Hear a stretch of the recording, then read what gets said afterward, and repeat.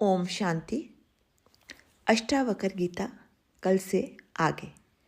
सूत्र दूसरा। अष्टावक्र ने कहा, हे प्रिय, यदि तू मुक्ति चाहता है तो विषयों को विष के समान छोड़ दे और क्षमा, सरलता, दया, संतोष और सत्य को अमृत के समान सेवन कर। अष्टावक्र कहते हैं, हे प्रिय, अष्टावक्र आयु में कम होते हुए भी ज्ञान वृद्ध है एवं गुरु पद पर आसीन है। राजा जनक शिष्य भाव से जिज्ञासा कर रहे हैं, इसलिए अष्टावक्र उन्हें प्रिय शब्द से संबोधित कर कहते हैं कि यदि तू मुक्ति चाहता है तो इन विषयों को विष के समान छोड़ दे। एक ही वाक्य में वैराग्य का रहस्य प्रकट कर दिया। इंद्रियों द्वारा भोगे जाने वाले विषयों में आसक्त होना ही मनुष्य को आत्मज्ञान से वंचित रखता है।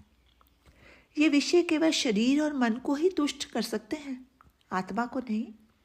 फिर भोग से कभी वासनाएं तृप्त नहीं होती, बार बार उठती हैं, वह अनेक जन्मों तक चलती रहती हैं, जिससे मनुष्य शरीर व मन ही नहीं है, वह चैतन्य आत्मा है। अतः आत्मज्ञान की इच्छा रखने वाले को इन विषयों को विष के समान छोड़ देना चाहिए।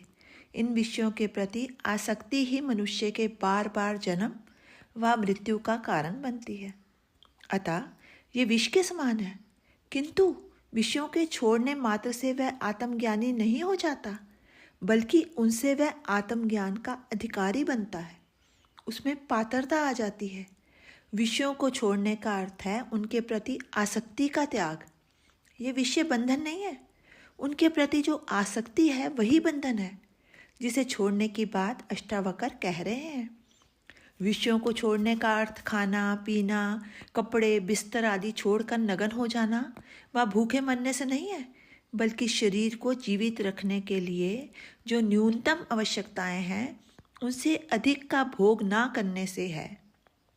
भोगों में आसक्ति होने से ही लोभ, मोह, क्रोध, ईर्ष्या, द्वेष, घृणा, दुख, चिंता आदि अनेक अवगुण आते हैं और एक ऐसा दुष्ट चक्र बन जाता है जो जन्मों जन्मों तक समाप्त नहीं होता। इसका मूल कारण एकमात्र आसक्ति का होना है। आसक्ति त्याग से ही इन समस्त बुराइयों से वह मुक्त हो जाता है तथा ज्ञान का अधिकारी बन जाता है।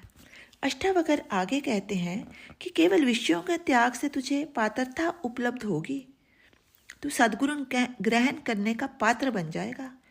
पात्र में जो विषय रूपी जहर भरा है उसे खाली किए बिना उसमें अमृत उडेलने से वह अमृत भी विष बन जाएगा।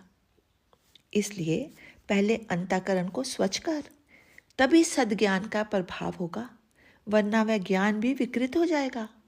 अंतःकरण स्वच्छ होने पर तू क्षमा, सरलता, दया, संतोष एवं सत्य रूपी अमृत को उसमें भरकर सेवन कर, तभी तुझे अमृत का लाभ मिलेगा।